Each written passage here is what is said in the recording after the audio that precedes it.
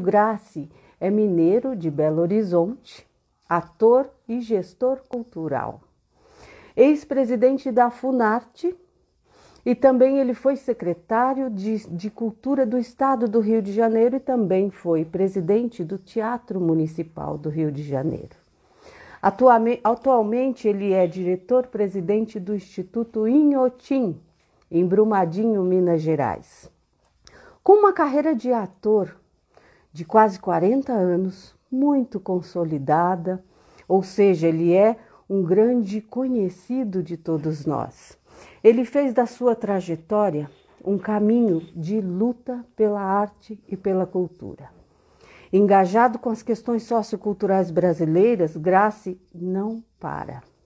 Ao mesmo tempo que ele está atuando na TV, ou no cinema, ou no teatro, ele está sempre à frente de fóruns pelos direitos culturais brasileiros, debatendo em prol do desenvolvimento e reconhecimento da economia criativa e do valor da cultura no nosso país. Isso tudo, que não é pouco, né? Ele não para mesmo. Ele ainda tem sob sua responsabilidade de diretor-presidente gerir nada mais, nada menos que o maior museu a céu aberto do mundo. Esse é Antônio Grassi, que eu vou chamar aqui para conversar conosco.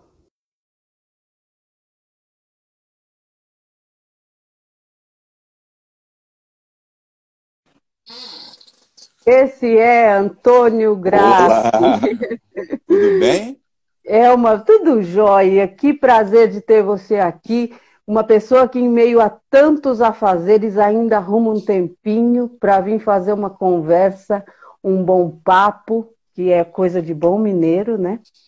Com a gente aqui na Cacimba, trazer as suas opiniões, a sua visão de mundo sobre a cultura, sobre a vida e sobre tudo. Eu não tenho palavras para agradecer você, Grassi, por você estar Imagina, é um aqui prazer estar aqui conosco com hoje. vocês.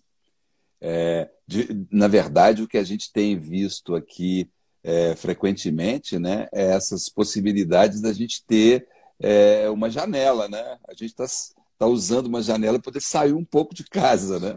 Pelo amor de E Deus, né? esse é um lado importante nisso tudo que a gente está passando, né?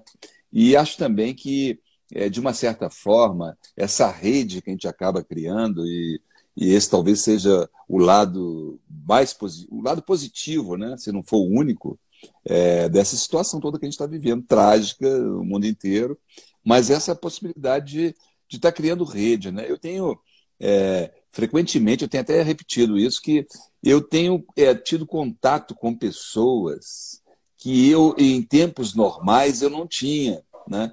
Eu tenho descoberto coisas, eu tenho feito conexões com pessoas da minha história, do meu passado, enfim, que normalmente talvez eu não tivesse, se não Sim, fosse essa situação que a gente está se vendo hoje, né? E ao mesmo eu tempo tenho falar também de... acompanhado. Você tem acompanhado? Eu Não, e ouvi uma, assim, eu ouvi uma conversa, acompanhei uma conversa sua com o Paulo Betti que foi impagável. Aquilo foi assim, foi um é, presente para todo mundo. o Paulo Betti, a gente acabou, como a gente tem muita história junto, né? Nós somos irmãos, né? Fomos sócios e temos uma história grande juntos. A gente acabou sendo movido agora por uma história de criar um programa. Então a gente vai fazer periodicamente aquela história que a gente está chamando de causas e causos, falando das nossas causas que nós lutamos e todos os nossos causos que não são poucos, né? São E acabou muitos. sendo agradável.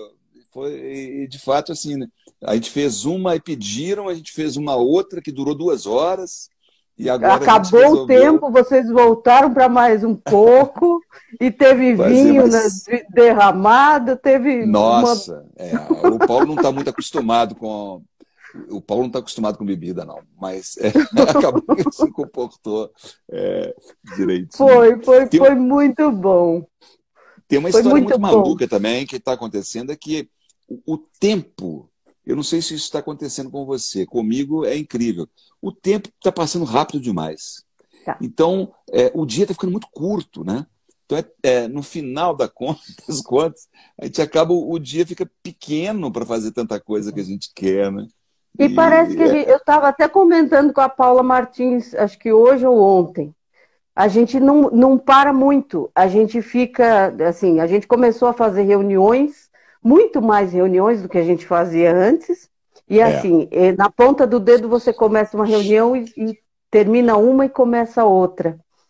É verdade. E nisso o dia vai embora, e aí você assim, isso é uma reinvenção, né? A gente está se reinventando enquanto profissional, enquanto a sua profissão, mas a sua vida, administrar essas questões todas com o ambiente doméstico, porque está todo mundo preso dentro de casa.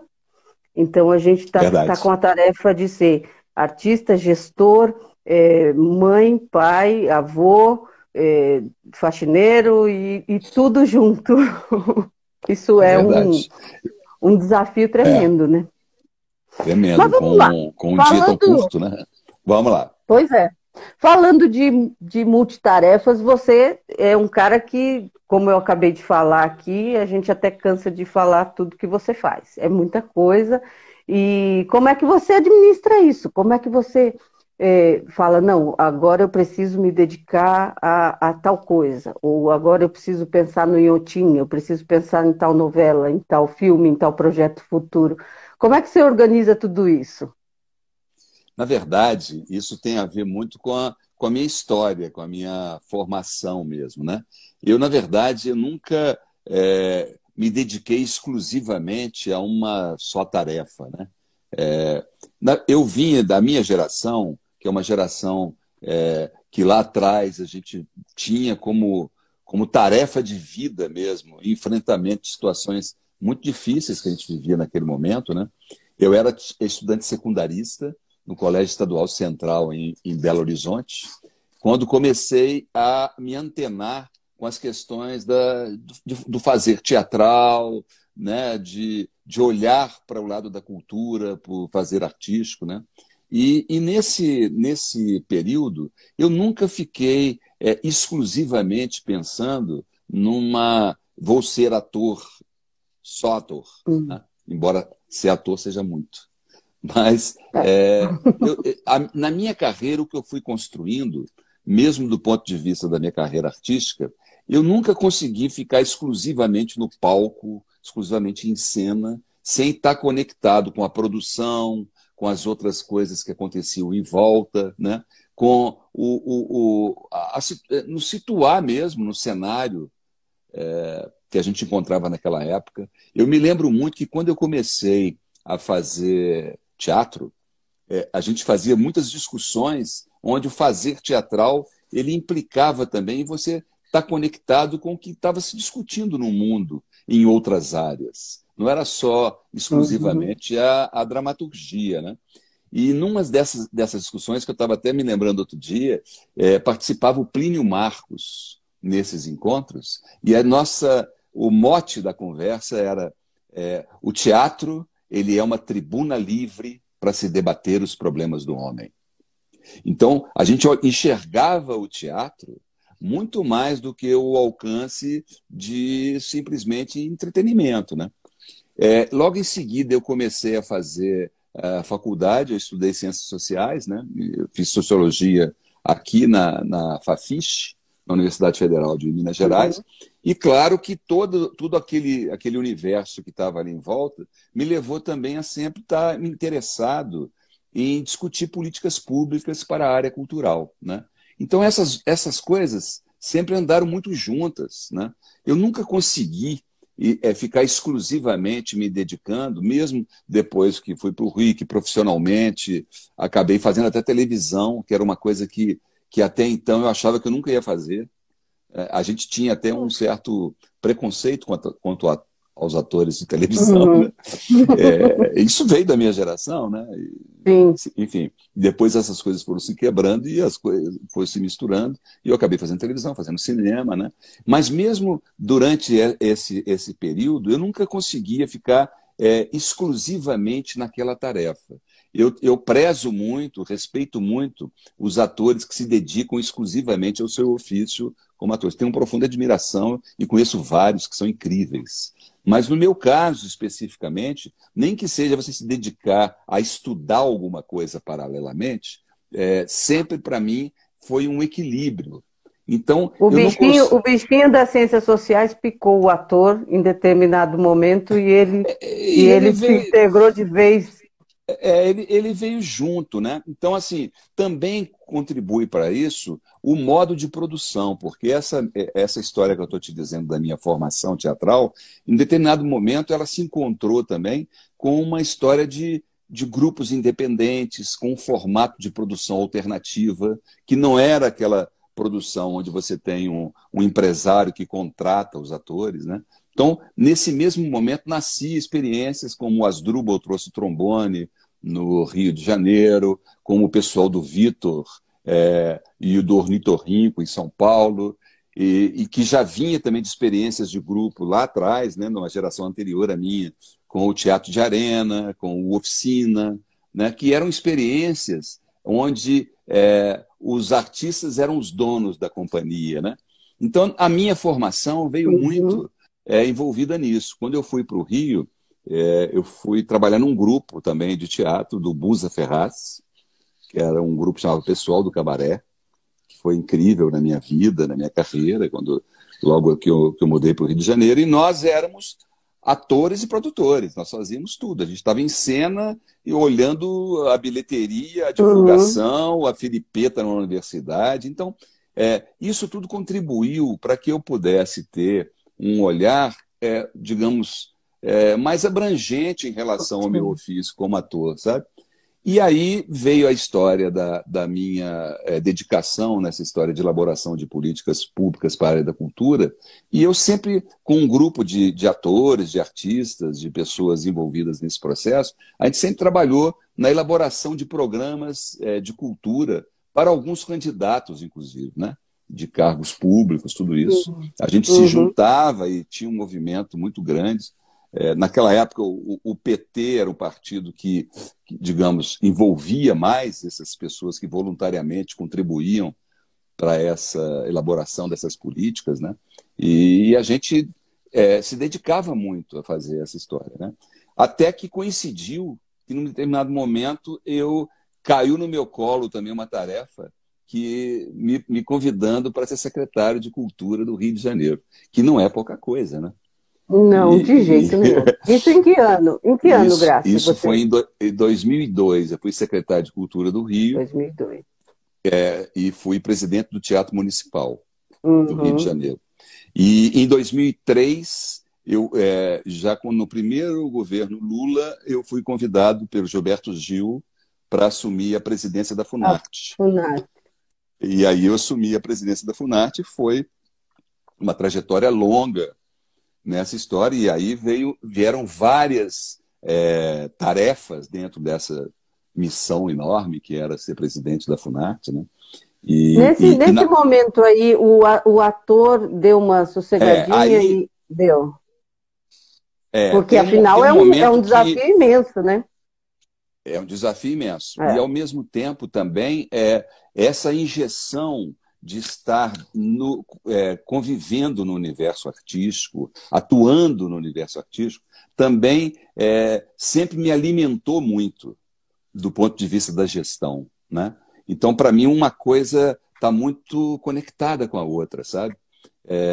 Estar próximo dos meus parceiros de ofício, seja no teatro, seja na televisão, seja no cinema, sempre fez muita conexão com a minha Uhum. trajetória como gestor.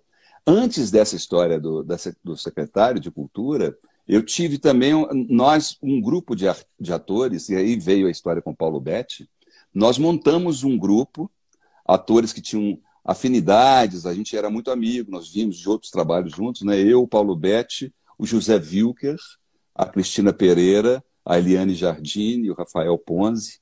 Nós nos juntamos para fazer um projeto lindo, que foi a Casa da Gávea, lá no Rio de Janeiro, que era um sobrado, Muitas histórias muitas sobre histórias isso, né? mesmo. Dá um ali livro. na casa que dava um livro mesmo, mas ali na Casa da Gávea, o que a gente tinha também era exatamente isso, um grupo de atores, de artistas, que a gente se dedicava a outras questões que diziam respeito à nossa visão cultural do mundo, das coisas, né? A gente inaugurou a Casa da Gávea com um ciclo de palestras. Quem inaugurou foi o Antônio Cândido. Veio Marilina Chauí, José Américo Mota Peçanha, o Adalto Novaes, a Maria Rita Kel. Então a gente tinha um grupo de pessoas que vinham conosco nesse trabalho, né? E a Casa da Gávea, ela é no Baixo Gávea, no Rio de Janeiro. Então ali é um formigueiro de gente, né? Ali em tempos normais, né? E aí, Sim.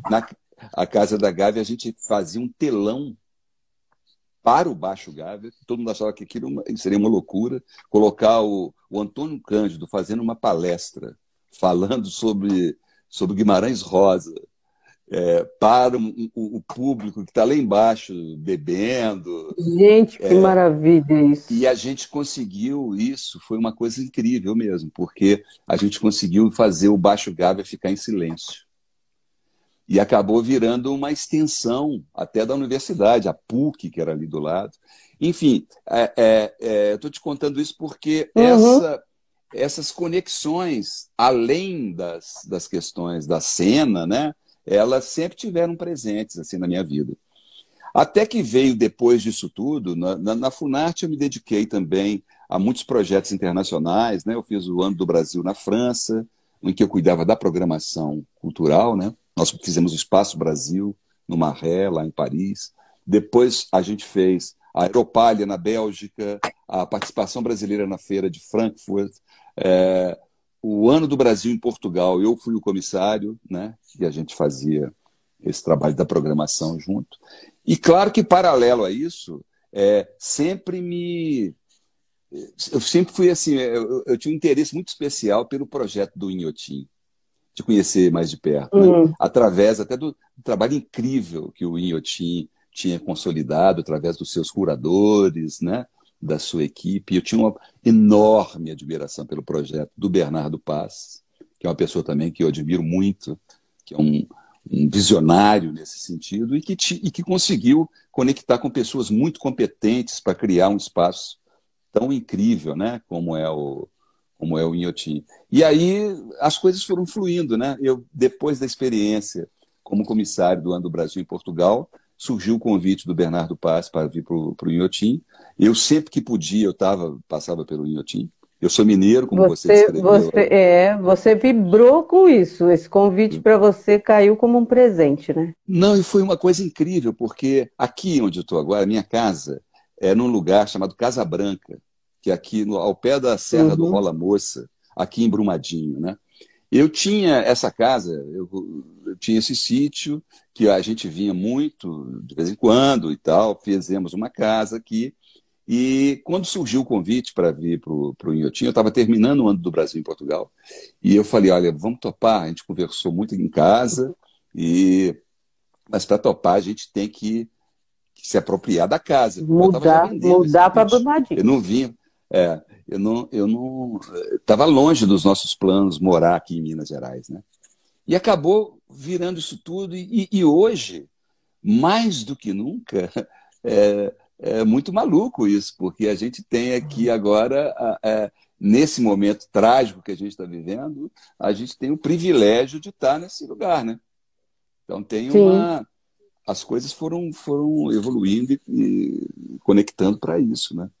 E Então, em termos territoriais basicamente foi nisso também aí. aí, em termos territoriais, foi meio tragédia seguida de tragédia, né? Porque É, de um tempo atrás aí teve aquela de grandes proporções ambientais que abalou foi. demais tanto Brumadinho como o mundo, né? E logo depois a Na verdade, pandemia.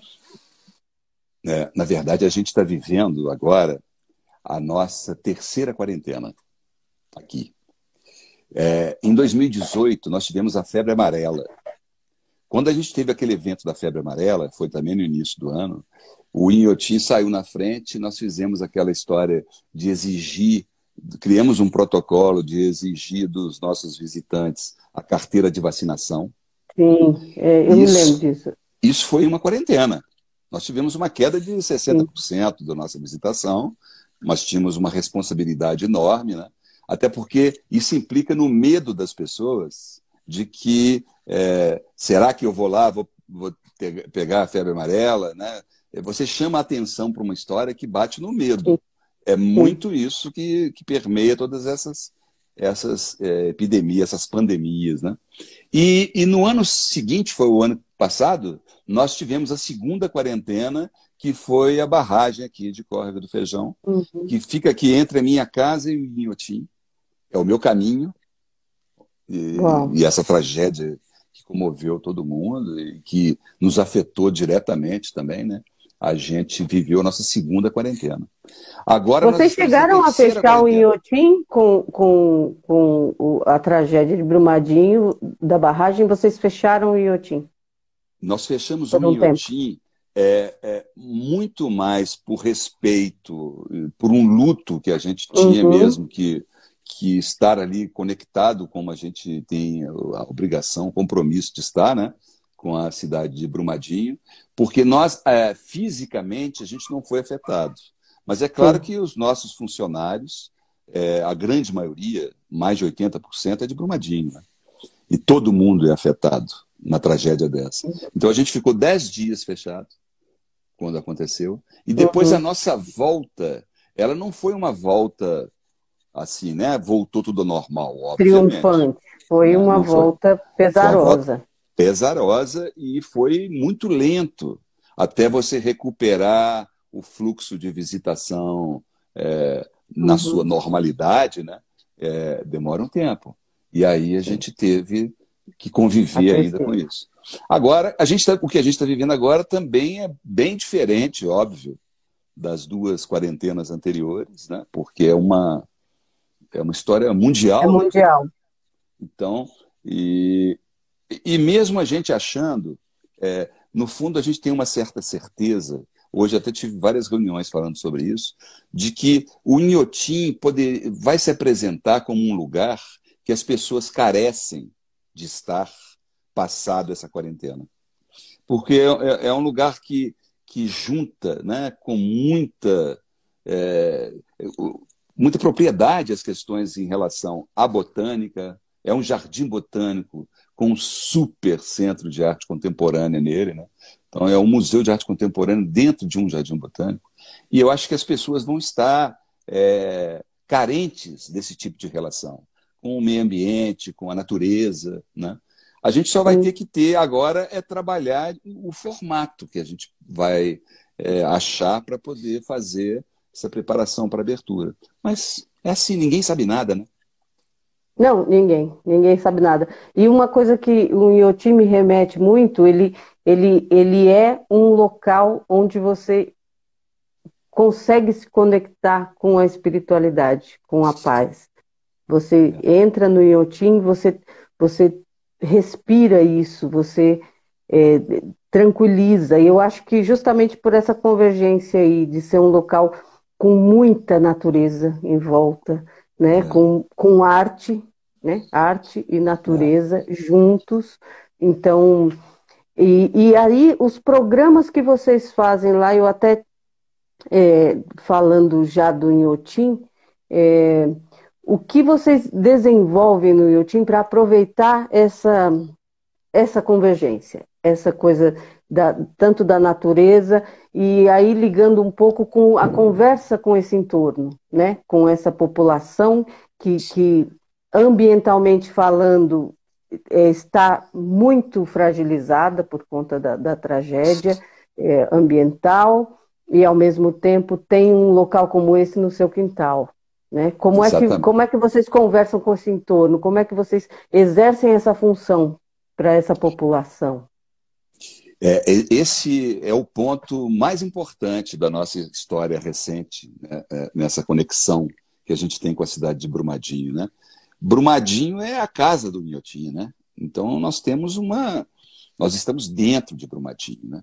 A nossa relação com a cidade, com as comunidades, com o entorno que inclui, inclusive, comunidades quilombolas, tudo isso que está aqui, esse complexo, né, essa diversidade incrível, ela tem uma história onde a relação com o Inhotim, que é muito diferente de tudo que se vê por perto, né, claro que ela ganhou e alavancou processos muito importantes nessas quarentenas que eu falei para você agora, né? Nós criamos algumas conexões, nós temos um programa agora que é chamado Nosso Inhotim, que ele tem cadastrados dos moradores de Brumadinho, tem mais de 12 mil cadastrados que têm a carteira de frequentar o Inhotim como seu quintal mesmo, né? Que maravilha. Gratuitamente. E a gente está querendo cada vez mais conseguir criar essas conexões, né? É óbvio que pela própria logística do local, a gente tem conexões rápidas em relação à questão do museu, né? Das obras de arte que nós temos no Inhotim, e também da botânica. Então, isso foi muito desenvolvido mais recentemente, não só da conexão entre os dois, né? Muita gente que não tem muita intimidade, digamos assim, com a arte contemporânea, passa a ter essa descoberta quando tem o contato dessas obras no meio de um lugar como é o Inhotim, né? No meio de um paisagismo, de um jardim botânico como é aqui. E muitas dessas obras que você pode ter visto em outros lugares, quando você vê dentro do Inhotim, elas ganham uma outra dimensão, uma outra leitura, né? E isso é uma coisa incrível. Então, respondendo a sua pergunta, a gente tem desenvolvido muito itens em relação ao nosso projeto educativo, né? Conexão com as escolas públicas, que é um projeto incrível, a Escola Vai ao Museu, que é um outro projeto que a gente criou aqui. E agora, cada vez mais, pensando nessas conexões que a gente pode ter, né? Tanto na área do jardim botânico, como também na área do processo da criação de monitores, né? E a nossa relação de formação com esses jovens que trabalham no Inhotim hoje, que eu estava te dizendo que a grande maioria é de Brumadinho, e a grande maioria dessa maioria é primeiro emprego. Então, é um papel muito relevante que a instituição tem dentro no aspecto social, educativo. Vocês têm esse mecanismo de ingresso, então, de jovens locais, vocês privilegiam isso quando vocês fazem um processo seletivo, por exemplo, vocês têm esse mecanismo de trazer esses jovens e prepará-los de alguma forma? Existe algum programa de capacitação para eles? Sim, esse é o projeto que o Inhotim para Todos também é conectado nisso, né? E dessa geração de emprego que a instituição tem dentro do espaço, a gente tem números assim muito relevantes em relação a essa história, né? Primeiro, é bom deixar claro um detalhe também, que o Inhotim é incrivelmente jovem. Nós vamos fazer 15 anos no ano que vem. Então, conseguir ter essa repercussão internacional, ter tudo isso que foi construído pelo Inhotim num espaço tão curto de tempo, se você pensar que as instituições que a gente se relaciona, tanto nacionais como internacionais, são instituições que têm, às vezes, centenas, né, de anos na nossa frente, né? E o Inhotim é quase que um adolescente no meio disso. Então, a construção desse projeto foi muito rápida, né? Foi um trabalho incrível, muito acelerado, e que ainda hoje a gente está começando a completar, né? A conectar. De que maneira que eles vão se afinando para a gente poder desenvolver cada vez com mais força. Mas se a gente pega os números do Inhotim, desse período que eu estava te dizendo, né? Você tem, em relação à área, a economia criativa, digamos assim, do lugar, né? O que se construiu aqui, a quantidade de leitos disponíveis nas pousadas, antes do Inhotim e depois, é impressionante, né? E também de geração de emprego, até em questões como, por exemplo, na construção civil. Nós temos 23 galerias. Muitas dessas 23 galerias são edificações maiores do que a maioria das edificações que a gente tem aqui para a cidade. E que Sim. empregaram pessoas durante um longo período, né? Então, assim, tem um papel, tanto no ponto de vista educativo, como do ponto de vista econômico, que eu acho que é muito significativo, o Muito. que eleva mais ainda a visão que a gente tem nessa perspectiva da economia criativa, né? Da presença de um museu ou de uma instituição cultural como essa, pode provocar no lugar em que ele está, né? Sim.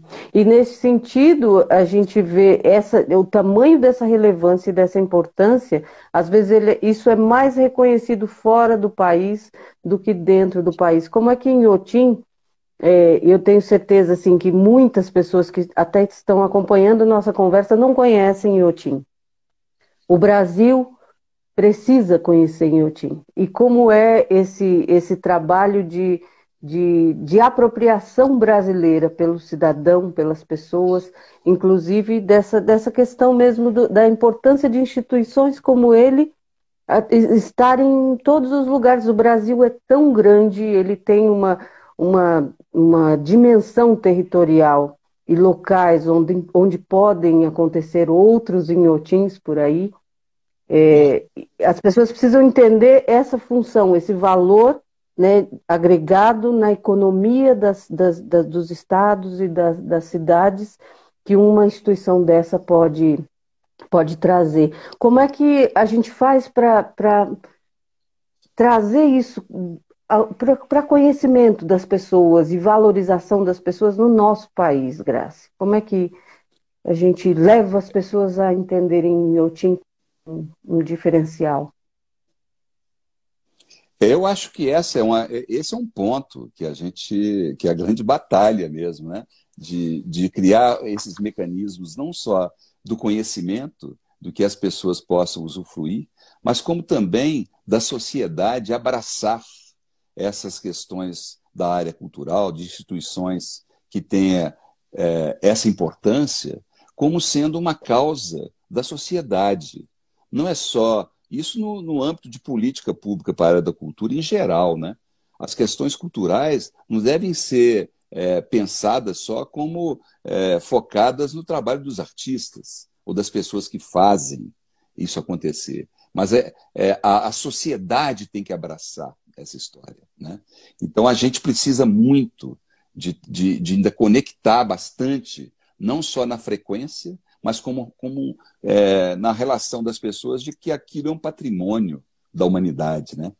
Eu acho que nós ainda estamos muito aquém de um processo, digamos, mais harmônico desse abraço da sociedade com as instituições, né? E não digo só do Inhotim, como as instituições culturais de uma maneira geral, né? Uhum. Claro que a gente cria programas de amigos do Inhotim, nós temos amigos da Pinacoteca, nós temos amigos de outras instituições importantes pelo Brasil inteiro, e que é muito importante isso estar presente, né? Mas, na verdade, é ainda uma batalha, né? Quando tem um incêndio na Notre Dame, em Paris, a gente vê que imediatamente os recursos aparecem, que as pessoas voluntariamente contribuem, e a gente vê muitos brasileiros contribuindo para que isso aconteça lá fora, né? E a E o gente precisa Museu fazer Nacional? isso valer para o Museu Nacional, para as outras instituições que não pegaram fogo, mas vivem ameaçadas de fechar, principalmente na crise que a gente está vivendo hoje, Sobretudo agora, né? né? Então, Sobretudo agora. esse abraço, ele precisa ser melhor entendido e acontecer, né? Se existe algum avanço nessa tragédia que nós estamos vivendo, que nos obriga a esse formato de diálogo que a gente está fazendo aqui, é que, por um lado também, a sociedade despertou uma questão da solidariedade. Esse é um ponto fundamental para que a gente possa, a partir daí, pensar em alguma lógica que leve o interesse das pessoas de que aquilo ali é meu, aquilo ali não pode fechar, aquilo ali me pertence, Sim. né? Então, Aquilo é eu acho que importante para mim. aquilo é importante para mim. E eu acho que esse é o ponto-chave, né, de política pública para a área cultural. É você desenhar e ver que o modelo é feito para o cidadão, não é feito para o artista. O Sim, objetivo central da política cultural é o cidadão brasileiro, não é são o os cidadão artistas brasileiro. ou as pessoas envolvidas, né? Então, nisso que você estava dizendo, é isso. Quer dizer que é claro que o Inhotim consolidou um trabalho muito importante de porque é a surpresa, né? Quando as pessoas chegam aqui, é impressionante, é surpreendente. Esse surpreendente, ele gera o que a gente chama do boca a boca, né? Que as pessoas todas começam a comentar. Quer dizer, o nosso investimento do Inhotim em termos de mídia, de divulgação, é quase que zero. O Inhotim se fez através desse boca a boca, né? Sim. E que é incrível que você chega fora do Brasil, você tem um percentual enorme de visitantes hoje estrangeiros, né, que frequentam o Inhotim e, que ficam surpresos não só pelo que é ali, mas onde aquilo está, né? Porque ainda tem esse detalhe. Sim. Nós não estamos Não estão na Avenida Paulista. na Avenida Paulista, nem na porta de um metrô, né? A gente está com um Sim, lugar que exige. exatamente. Agora a gente tem reforçado muito a questão da logística, né, de chegada, a formação mesmo de hospedagem, de pousadas que evoluiu muito, mas ainda tem um trabalho, porque fora do trabalho interno com as nossas equipes, ainda tem esse trabalho externo de formação também, né, do atendimento das pousadas, da dinâmica de funcionamento Sim, dentro da da cidade. estrutura, a cidade precisa acompanhar esse crescimento que o Iotim traz, né? Ela precisa Exatamente. estar estruturada para isso. E agora o que é incrível é que o Inhotim ele mostra isso, né? Essa possibilidade concreta que a gente tem hoje de estar mostrando do que a arte é capaz, do que a cultura é capaz de fazer. Não só por uma cidade, como por um país, né? A Sim, transformação possível disso, né?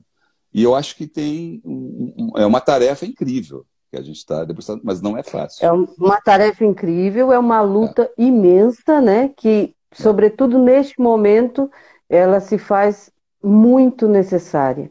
E aí, falando um pouco desse cenário que a gente vive hoje, diante de toda essa importância que a gente sabe que existe na cultura, na arte brasileira, nós temos, contraponto a isso, uma política cultural brasileira que está esfacelada, ela está desacreditada e intencionalmente desacreditada, né?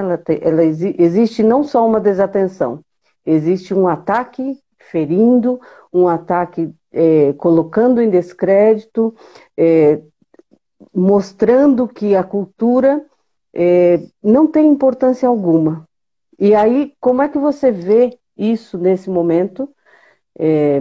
Assim, o tamanho da luta que a gente tem pela frente. O que é que a gente pode fazer enquanto gestor cultural, enquanto pessoas que dirigem ou participam de instituições culturais, ou são artistas, ou são coletivos, que estão todos eles, e aí aproveitando também esse cenário político geral, cultural, falar um pouco também do demoninho que está aí, que é a Lei Rouanet, que todo mundo agora achou de dizer que a Lei Rouanet é uma tetona que vai, e o artista tem que ir trabalhar e não pode mais mamar nesta teta. Como é que a gente vive diante disso tudo, Grace, na sua opinião? Ai, é muito difícil, né? Mas, embora a surpresa que a gente tem, eu pelo menos, não é de que não tenham anunciado isso. Isso foi anunciado. A campanha eleitoral que elegeu o governo que nós temos hoje, ela foi inteira anunciando isso. Anunciando uma demonização da questão dos artistas, né? Artistas comunistas. É uma coisa assim mas ao mesmo tempo, por mais que a gente. Essa é a minha sensação, tá? por mais que pudesse, que fosse possível, vocês já sabiam que isso ia acontecer, por mais que a gente pensasse, eu não imaginava que seria tanto. Porque existe uma dinâmica que a gente sempre espera entre pessoas civilizadas, sejam elas de direita, de esquerda, isso não importa, o de centro, é que haja, uma vez o governo começando o seu projeto, haja um mínimo de atenção e de diálogo, um mínimo de conversa, um mínimo de entendimento, de ouvir o outro. Então, o governo entrou absolutamente decidido de que não tem conversa, não tem papo, né? Então, é uma coisa terrível. A gente está vivendo uma situação que aí você fala... Outro dia estava vendo alguém comentando sobre o tiozão do churrasco, né? Porque chega aquele churrasco em que chega aquele tio que, com aquelas piadas desagradáveis, bebe, começa com piadas homofóbicas, é racista, e começa com aquele só. E a gente fica sempre muito envergonhado desse tio, mas ele vai embora naquele churrasco que é só uma vez por mês, e aí aquele tiozão fica ali, incomoda, um constrangimento enorme, ele vai embora. O que nós estamos vivendo hoje é que esse tiozão vem todo dia. Ele aparece no café da manhã. Então, assim, é muito presente. De onde é que veio isso tudo, né? E de uma ele forma que manda assim, na casa, né? É ele que manda na casa. com uma proposição de conversa, mesmo, eu estava dizendo, não ter diálogo, mas o diálogo, quando se abre, ele é tão tosco, ele é tão, assim, avassalador no sentido do entendimento das pessoas, que, olha, nós estamos vivendo uma situação muito trágica, mas muito trágica, muito difícil. Agora, por outro lado, porque eu também não gosto de ficar só pisando muito naquilo que a gente já deixa a gente no bode, né? Que a arte e a cultura, elas sempre reagiram muito bem quando provocadas. O sofrimento nos provoca. Então, essa situação toda, ela serve também para nos deixar cada vez mais acordados, mais dispostos a estar junto, essa história de ninguém largar a mão de ninguém, cada vez mais forte. Então, assim, essa certeza também eu tenho. É claro que não dá para ficar dizendo que a gente tem que ficar vivendo sempre uma crise interminável para que a arte seja fértil. De movimento. Estava te dando o exemplo mesmo da minha formação lá atrás, durante a ditadura militar, né? Era um momento trágico, as pessoas morrendo, sendo presas, sendo exiladas, e ao mesmo tempo a gente viu que a gente reagia. A arte e a cultura, elas ganhavam força nesses momentos de crise e sofrimento. Não sei, eu vejo isso, sabe? Eu acho que está terrível, mas a gente não está morto. Nós estamos muito bem acordados. E isso aí vai vir. A gente vai sair dessa. Eu vi outro dia uma frase em alguma matéria que eu estava lendo que eu achei interessante. Falava dessa história de agora, né, do remédio, da vacina. Aí disse assim, o remédio ele vai vir para aliviar a dor. Mas a única coisa que vai poder segurar e salvar as pessoas do sofrimento é a arte e a cultura. O remédio alivia a dor, mas só a arte e a cultura nos salvam do sofrimento. Eu tenho fé nisso. Eu tenho fé nisso. E se a gente tiver que largar a mão, é só para passar um pouquinho de álcool gel e depois a gente pega de novo e vamos embora. Porque aí você pensa, assim, quando você vê pessoas na rua, sabe, pedindo um AI-5, e a gente pensa assim, meu Deus, eu preciso disso, então eu preciso puxar lá pela memória de luta que nós temos, né, que nós temos uma memória de luta importante, que você falou bem sobre ela, a gente tem que puxar isso e renascer. E ir para frente com resistência, né? E é uma coisa assim, tem uma hora que você fala, enlouqueceu, né? O que é isso? Como é Parece que... loucura. Parece Parece loucura. loucura, porque é um tipo de gente que não sei onde é que eles andavam, né? Alguém que disse, abrir a tampa do bueiro e saiu, Sim, sim. saiu uma gente que você fala assim, não tem como dialogar, não tem argumento, né? E São uma história discursos que inacreditáveis de absurdos, né? inacreditáveis e que o Brasil já enfrentou. A gente achou que isso já estava totalmente superado, né? E, no entanto, a gente vê essa situação assim. Mas eu falei da arte, apesar de todas os problemas, as idiosincrasias também dessas relações nossas com o parlamento, nós temos o legislativo, nós temos o judiciário. A gente vai ter que começar também a ver que existem outras forças que a gente vai ter que se juntar, né? Eu espero que a gente continue tendo. O que mais me assusta, sabe o que é? É essa ideia que até agora, essa gestão, né, desse governo, para mim, essa coisa da bolha era sempre um negócio que me falavam e que eu achava muito, muito longe de mim. Falava assim, tem uma bolha, essa é a sua bolha. E eu fui ver, a primeira constatação para mim é a presença da bolha. Como a gente vive numa bolha, né? E que você vê, será possível que isso acontece? Será possível que existe gente que pensa assim? Existe. E Né? muito. E muito, E muito. muito. E Mas é a gente vai engraçado vencer, como viu? eles proliferam. Eu também acho. Também Nós vamos acho. vencer. Nós É, vamos vencer. Isso aí não vai ficar, não. não vai. Eu acho que está chegando perto, porque nada absurdamente como isso se sustenta por muito tempo, né? Não. Eu acho que existiram alguns mecanismos que levaram a se estabelecer essa situação e eles não se sustentam, porque É. eles estão um pouco longe do que é a verdade, eles estão um pouco longe do que é a realidade, e não sei, a gente continua resistente desse lado de cá e torcendo para que tudo entre na sua ordem, né? É Alguma isso. coisa está fora da ordem e é preciso entrar dentro de uma ordem.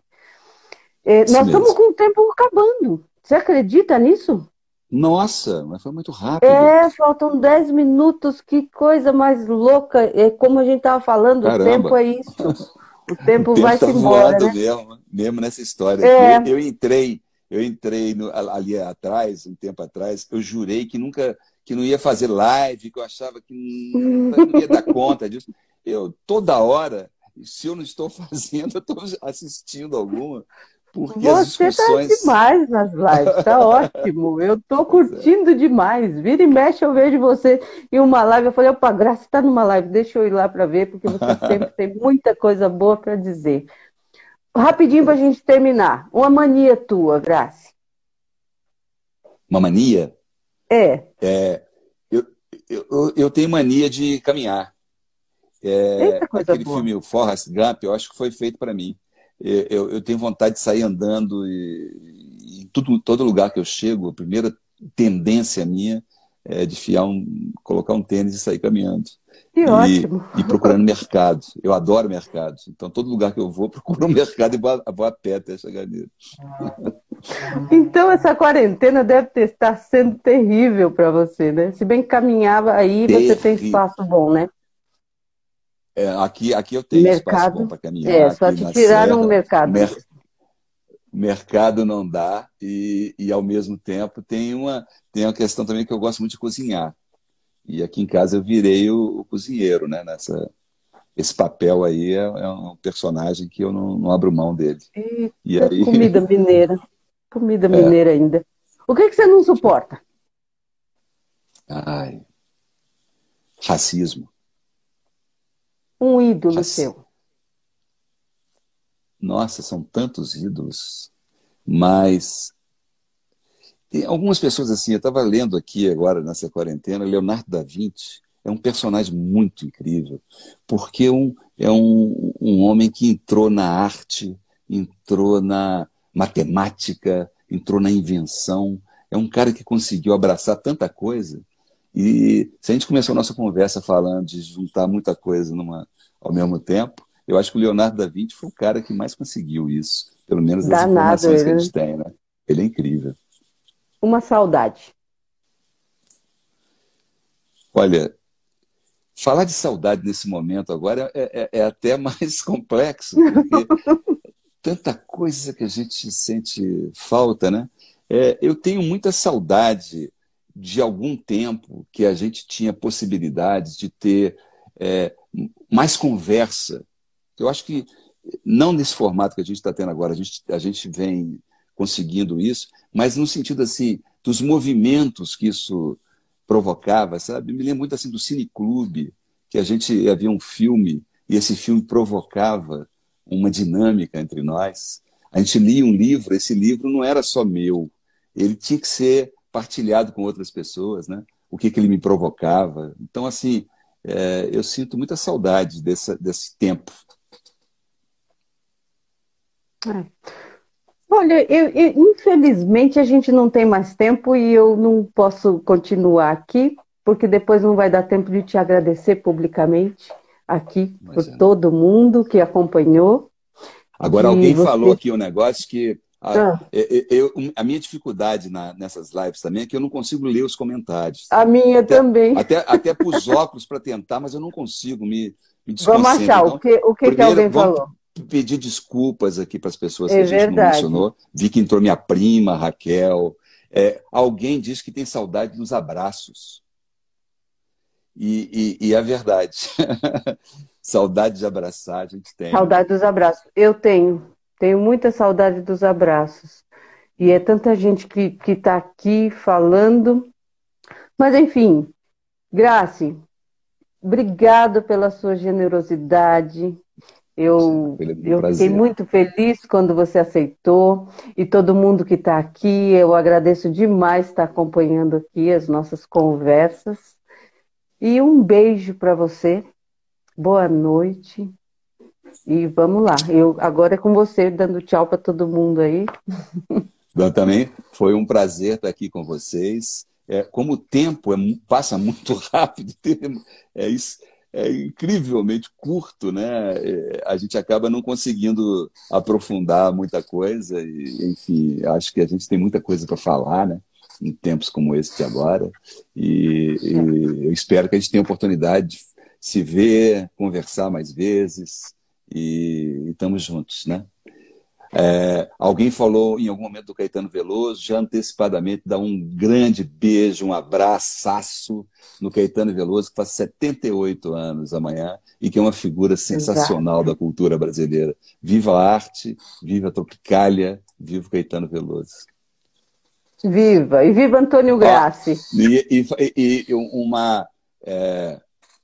uma frase do Ferreira Goulart: a arte existe porque a vida não basta. Um Beijo. beijo, querido!